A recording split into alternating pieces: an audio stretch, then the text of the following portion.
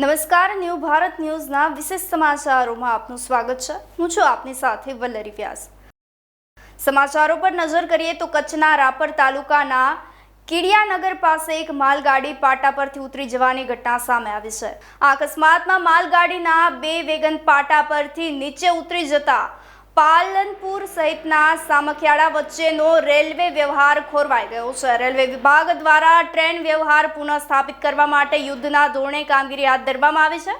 સમગ્ર દુર્ઘટનાને કારણે મુસાફરોને ભારે હાલાકી ભોગવવાનો વારો આવ્યો હતો। રેલવે તંત્ર દ્વારા ગાંધીધામ સહિત પાલનપુર ટ્રેન સંપૂર્ણપણે રદ કરવામાં આવી છે, જ્યારે અન્ય લાંબા અંતરની ટ્રેનના રૂટમાં પણ ફેરફાર કરવામાં આવ્યા છે, જેમાં ટ્રેન નંબર 1295 બાંદ્રા ટર્મિનલ, આ સાથે જ ટ્રેન નંબર 2098 દિલ્હી સરાય રોહિલ્લાને બિલડી અને મહેસાણા તેમજ વિરમગામ સામખિયાળા થઈ અને ડાયવર્ટ કરવામાં આવી છે। તદુપરાંત ટ્રેન નંબર 2298 ભગત કી કોઠીને માત્ર બિલડી સ્ટેશન સુધી જ દોડાવવાનો હાલ નિર્ણય કરવામાં આવ્યો છે। રેલવેના ઉચ્ચ અધિકારીઓ ઘટના સ્થળે પહોંચી તપાસ હાથ ધરી રહ્યા છે।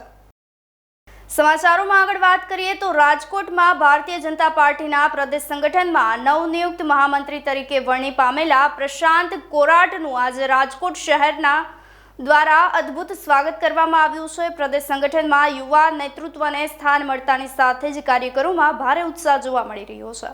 સ્વાગત કાર્યક્રમમાં શહેરના તમામ સિનિયર નેતાઓ સાથે ધારાસભ્યો અને મોટી સંખ્યામાં પક્ષના હોદ્દેદારો સહિતના લોકો ઉપસ્થિત રહ્યા હતા। પ્રશાંત કોરાટના સ્વાગત માટે નેતાઓની લાંબી કતાર જોવા મળી હતી, જે ભાજપમાં યુવા નેતૃત્વના વધતા વર્ચસ્વને દર્શાવી રહી છે।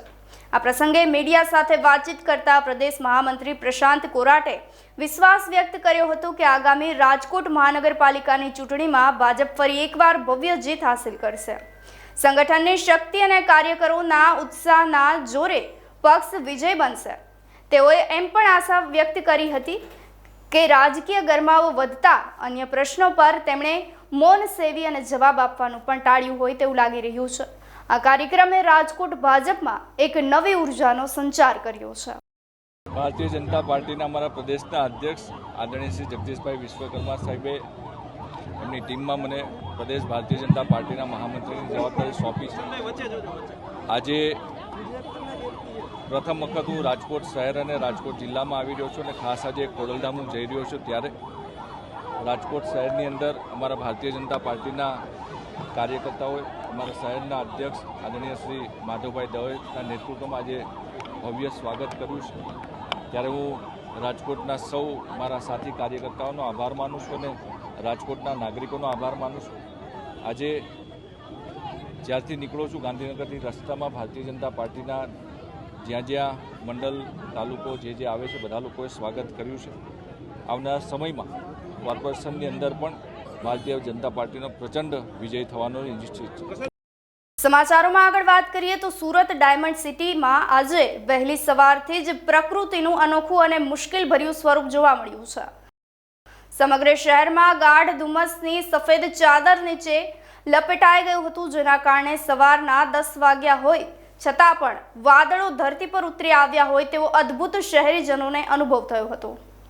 આ અતિશય ધુમ્મસને કારણે વિઝિબિલિટી નોંધપાત્ર રીતે ઘટી જતા જનજીવન પર વ્યાપક અસર જોવા મળી હતી। ધુમ્મસની સૌથી વધુ અસર વાહન વ્યવહાર અને હવાઈ સેવા પર જોવા મળી હતી। સુરત ઇન્ટરનેશનલ એરપોર્ટના રનવે પર ધુમ્મસ છવાઈ જવાથી વિમાનના લેન્ડિંગમાં પણ ભારે મુશ્કેલી સર્જાઈ હતી। પરિણામે આવતી અને જતી બે ફ્લાઇટ મોડી પડી હતી। માર્ગો પર પણ વહેલી સવારે નોકરી ધંધાર્થે નીકળેલા લોકોને ભારે હાલાકી વેઠવાનો વારો આવ્યો હતો। વાહન ચાલકોને હેડલાઇટ ચાલુ રાખી અને અત્યંત ધીમી ગતિએ વાહન ચલાવવાની ફરજ પડી હતી। સમગ્ર સુરત શહેરમાં સફેદ ધુમ્મસમાં ગાયબ થયેલું દેખાઈ રહ્યું હતું, જેના કારણે જનજીવનની રફતાર પણ ધીમી પડી ગઈ હતી। સમાચારોમાં આગળ વાત કરીએ તો રાજકોટમાં રવિવારની રજાના દિવસે જ્યારે શહેરના એસ્ટ્રોન ચોક વિસ્તારમાં ગ્રાહકોની ભારે ભીડ હતી, ત્યારે અચાનક સ્ટેટ જીએસટી વિભાગની ટીમે ત્રાટકી અને મોબાઈલ બજારમાં ફફડાટ ફેલાવી દીધો હતો। એસ્ટ્રોન ચોક સ્થિત જાણીતા શોરૂમ જેમાં ઉમિયા મોબાઈલ, આ સાથે જ જેનિસ મોબાઈલ અને મેહુલ ટેલિકોમ આ સહિતના તમામ જગ્યા પર જીએસટી વિભાગ દ્વારા મોટા પાયે સર્ચ ઓપરેશન હાથ ધરવામાં આવ્યું હતું. સૂત્રોના જણાવ્યા અનુસાર આ કાર્યવાહી મુખ્યત્વે ટેક્સ ચોરીની આશંકાને પકડી પાડવા માટે કરવામાં આવી હતી. તપાસ દરમિયાન અધિકારીઓ દ્વારા બિલ વિના વેચાતા નવા મોબાઈલ ફોન સાથે જ સેકન્ડ હેન્ડ મોબાઈલના બિલિંગમાં ગેરકાયદેસર રીતે વેચાણ કરવું આ સાથે જીએસટીની ચોરી જેવા મુદ્દાઓ પર ઊંડાણપૂર્વક તપાસ હાથ ધરવામાં આવી હતી. રવિવારે ગ્રાહકોની મોટી સંખ્યા વચ્ચે થયેલી આ કાર્યવાહીથી અન્ય વેપારીઓમાં પણ ભયનો માહોલ ફેલાઈ ગયો હતો. હાલમાં તો વિભાગ દ્વારા સ્ટોકની ચકાસણી અને હિસાબી ચોપડાની તપાસ શરૂ કરવામાં આવી છે, જેમાં મોટી રકમની કરચોરી બહાર આવવાની પણ સંભાવનાઓ વ્યક્ત કરવામાં આવી રહી છે. સમાચારોમાં આગળ વાત કરીએ તો આમ આદમી પાર્ટીના રાષ્ટ્રીય સંયોજક અને દિલ્હીના પૂર્વ મુખ્યમંત્રી અરવિંદ કેજરીવાલ 3 દિવસીય ગુજરાતના પ્રવાસે આવ્યા છે. ત્યારે અમદાવાદ ખાતે તેઓ આજે આવી પહોંચ્યા હતા. એરપોર્ટ પર તેમનું ઉષ્માભેર સ્વાગત કરવામાં આવ્યું હતું. ભાજપ પર તેઓએ આકરા પ્રહારો કર્યા હતા. ભાજપ પર આકરા પ્રહારો કરતા તેઓ બોલ્યા હતા કે છેલ્લા 30 વર્ષમાં ભાજપે ગુજરાતને ખાડામાં ધકેલી દીધું છે અને ચારે તરફ ભ્રષ્ટાચાર વ્યાપેલો છે. તેમણે આક્ષેપો કરતા જણાવ્યું હતું કે વિરોધ કરનારાઓને જેલમાં નાખી દેવામાં આવે છે. કેજરીવાલે આપને ફક્કડ પાર્ટી ગણાવતા કહ્યું હતું કે લોકો હવે કોંગ્રેસ પાસેથી આશા છોડી અને આમ આદમી પાર્ટી તરફ જોઈ રહ્યા છે.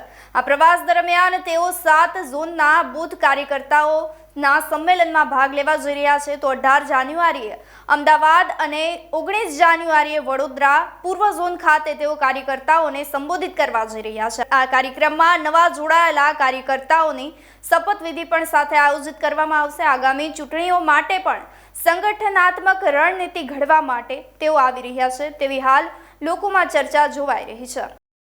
पिछले 30 साल से गुजरात में भाजपा का राज है और इन 30 सालों में भारतीय जनता पार्टी ने गुजरात को पूरी तरह से गड्ढे में धकेल दिया है.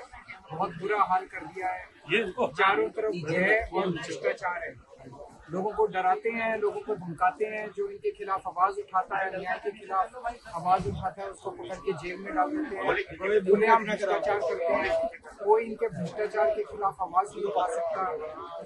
आज लोग बहुत उम्मीद से आम आदमी पार्टी की तरफ देख रहे हैं. आप लोग देख रहे हैं कि पिछले 6-7 महीने से पूरे गुजरात में उत्तर से लेके दक्षिण तक, पूर्व से पश्चिम गुजरात तक हर जगह आम आदमी पार्टी की रैलियां हो रही हैं, सभाएं हो रही हैं और जनता खूब भीड़ उमड़ के पड़ रही है. लोग खूब आ रहे हैं. जनता, हमारे पास तो पैसा भी नहीं है, हमारी तो फक्कड़ पार्टी है. लोग अपना पैसा खर्च के अपने पैसे से आम आदमी पार्टी की सभाओं में आ रहे हैं. तो जो अभी तक लोगों में मायूसी थी कि भाजपा नहीं तो कौन, कांग्रेस से कोई उम्मीद नहीं थी, अब लोग आम आदमी पार्टी की तरफ उम्मीद से देख रहे हैं. तो मैं अभी 3 दिन के दौरे पे आया हूँ. इसमें मैं अपने सभी वॉलंटियर्स के साथ मिलूंगा, वॉलंटियर्स के साथ बातचीत करेंगे, स्ट्रेटेजी बनाएंगे और हमारे जो नए वॉलंटियर्स जिन्होंने ज्वाइन किया है बहुत बड़े स्केल के ऊपर, जगह जगह बूथ लेवल पे, तालुका लेवल पे, जिला लेवल पे वॉलंटियर्स ज्वाइन कर रहे हैं. उनका सबका शपथ ग्रहण होगा और आपसे समय समय पे बातचीत होगी. સમાચારોમાં આજે બસ આટલું જ. જોડાયા રહો ન્યૂ ભારત ન્યૂઝ સાથે. મને રજા આપો. નમસ્કાર.